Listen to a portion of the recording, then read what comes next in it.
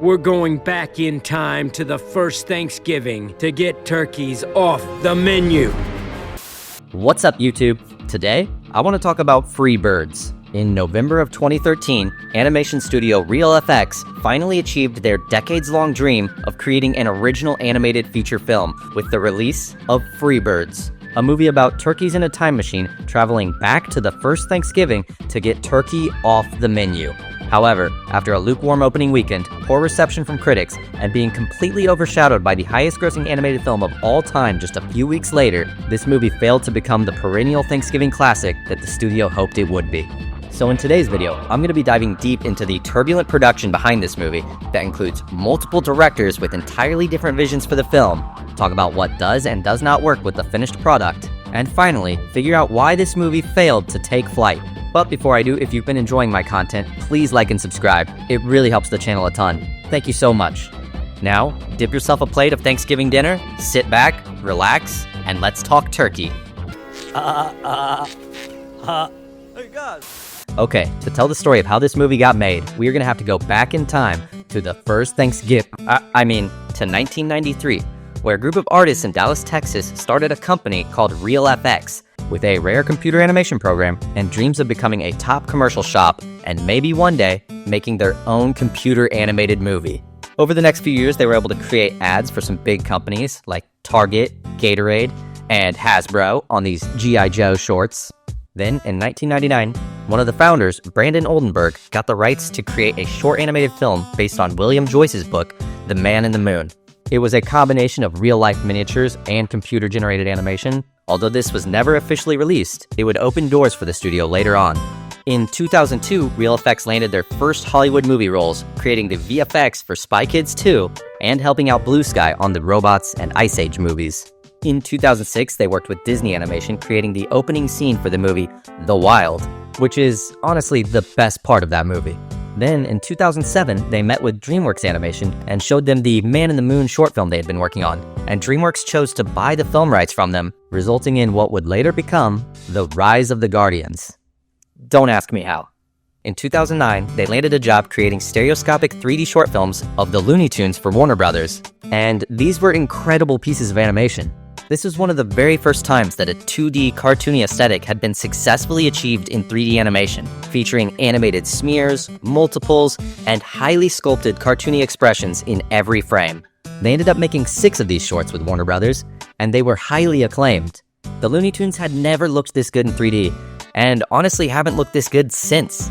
The animation in these shorts is leagues better than Space Jam: A New Legacy. High off of the success of these Warner Brothers shorts, the team at RealFX thought it was finally time to chase their dream of creating their own original computer animated film. The idea was to keep the highly stylized animation that the artists had learned working on these Looney Tunes shorts and create a full 3D feature unlike anything that had been done before. And they had a pitch for a story: Time Turkeys. 2 turkeys travel back in time to the first Thanksgiving to get turkey off the menu. For the creative team, they had signed on Owen Wilson and Woody Harrelson to star in the movie, and for the director, they had signed on Ash Brannon, who was a successful animator and story artist who worked on the first Toy Story movie, co-directed Toy Story 2, and wrote and directed one of my favorite movies, Surf's Up.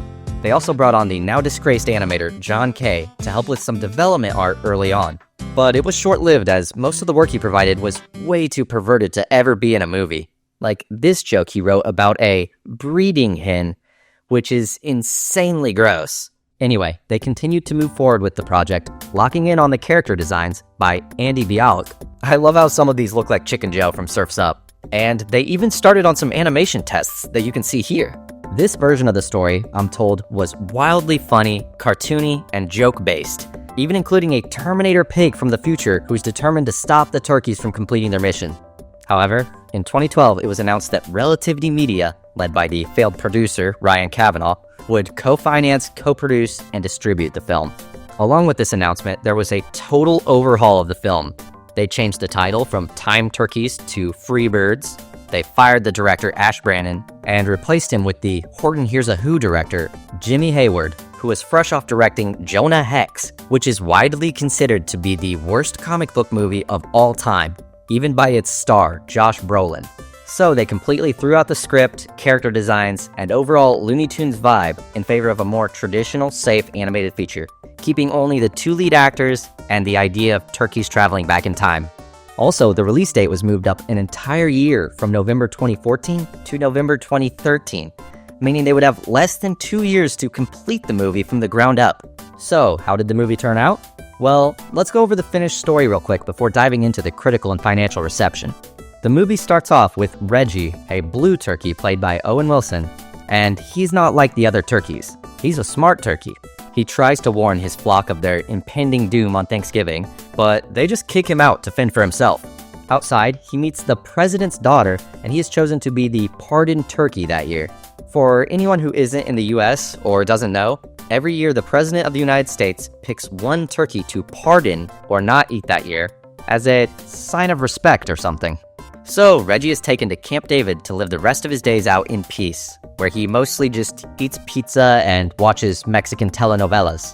Until one day, when he's kidnapped by a big dumb turkey named Jake, played by Woody Harrelson, who claims he was sent by the Great Turkey to take Reggie back in time to the first Thanksgiving to get turkeys off the menu.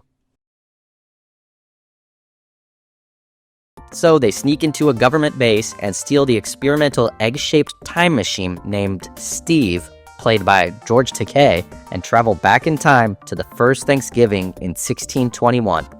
As soon as they land back in time, they are hunted by pilgrims and their freaky-looking dogs, but they are luckily saved by a tribe of Native American-coded turkeys, played by Amy Poehler? That can't be right. And her brother, Ranger, played by the director, Jimmy Hayward, doing a racist Native American impression. Everyone, follow me. Oh boy.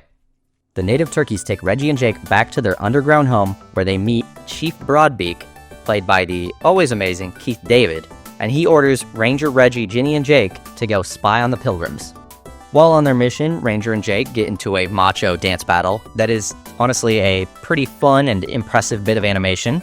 Ginny and Reggie are chased by those freaky-looking dogs again, so they hop into the time machine, which flies them up into space, and they get a romantic view of the Earth below, before safely returning back to the ground.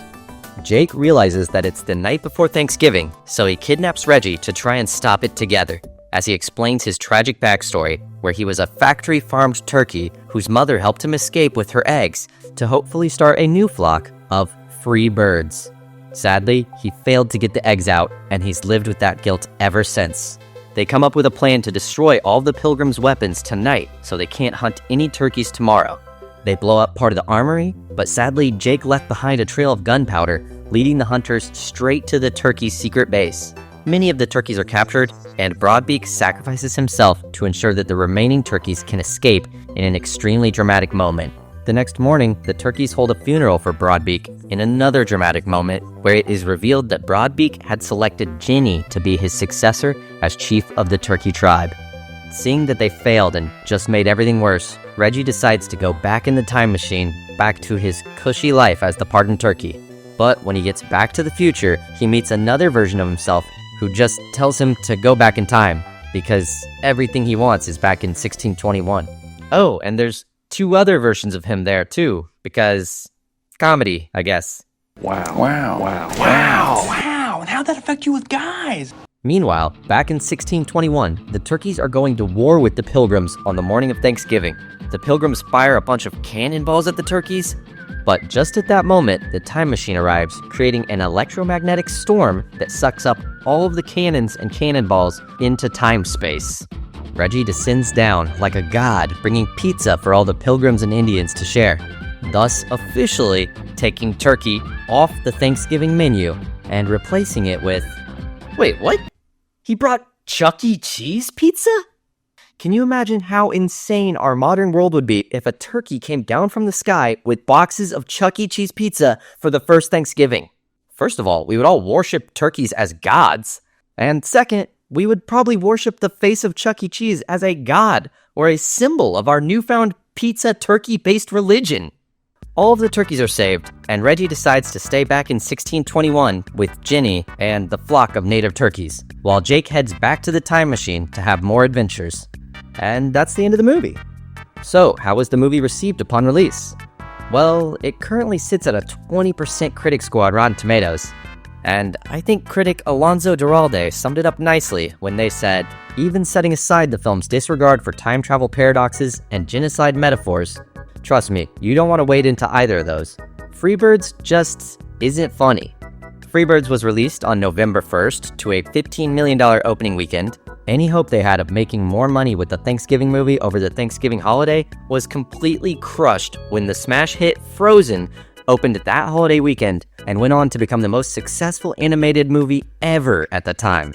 So, what happened? How did this movie go from an ambitious Looney Tunes-style joke fest to a middle-of-the-road, self-serious drama about the plight of Native Americans? I mean, turkeys?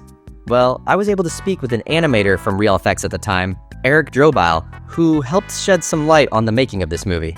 According to Eric, the higher-ups on the movie found the Looney Tunes look of time turkeys too unrelatable. They wanted more of an epic story with gravitas, some comedy, but also real moments, which they found too hard to pull off with the 1950s-looking character designs. Also, the super cartoony look that they achieved in the Looney Tunes shorts was super expensive time-wise and required really talented, specific animators to do it well. It makes sense for a 3 or 4 minute short film, but to pull off that level of animation for a full 90 minutes would have been very expensive and time-consuming. And with a budget of only $50 million and a release date that was pushed forward an entire year, there was no way that they could feasibly pull that off. Most similar movies around that time had at least double the budget, so the movie does look quite good when you consider that. Also, when Jimmy Hayward took over the project, he was coming off of Horton Hears a Who, so they redesigned the characters to be closer to that style of animation. Also, in interviews with director Jimmy Hayward and my interview with Eric Drobile, they both referenced a lot of jokes with unintentional sexual tension between Reggie and Jake that they were told by distributor Relative Media to cut, as they didn't want anything close to gay near the movie. In the end, I think this movie just took itself way too seriously. It's about time-traveling turkeys. It should be a non-stop joke fest. The movie starts off pretty funny, but then there's a good 40 minutes in the middle where nothing funny happens. I don't really care about Reggie and Ginny's budding romance, and I was unaffected when the turkey chief sacrificed himself. I would really love to have seen the bonkers version of this movie with a time-traveling Terminator pig and all sorts of cartoony time-traveling hijinks, and I think Ash Brannon could have handled that. His previous movie, Surf's Up, is hilariously funny, with a lot of moments of real heart and suspense as well. But if I had to compare this movie to any other, it should have been more like Barnyard. That is a similarly budgeted animated movie about farm animals, and that thing is a non-stop joke fest. While the animation isn't incredible, the jokes carry you through the whole movie, and the death of Otis's father Ben is actually a really effective moment in the film. Jimmy Hayward has not directed another movie since FREEBIRDS, although he is still actively creating animations and playing with his band, The Legend of the Seagullmen. Ash Brannon has continued to write and direct for animation, most recently serving as an executive producer and writer on the Emmy Award-winning series Arcane for Netflix. As for Real Effects, while they may not have gotten their perennial fall classic with FREEBIRDS, they did achieve that status the next year with their second animated movie, Jorge Gutierrez's The Book of Life, which is enjoyed by viewers every year around Dios de los Muertos, even making a cameo appearance in the newest Simpsons Treehouse of Horror opening this year. That's about all I've got for today. Thank you so much to Eric Drobile for answering some of my questions about the making of this film. You should go check out his YouTube channel. He has a ton of cool animation stuff over there. Link in the description below. And if you made it this far into my video, thank you so much. Please remember to like and subscribe if you haven't already, and I'll see you guys in the next one. Happy Thanksgiving. Goodbye. You've been too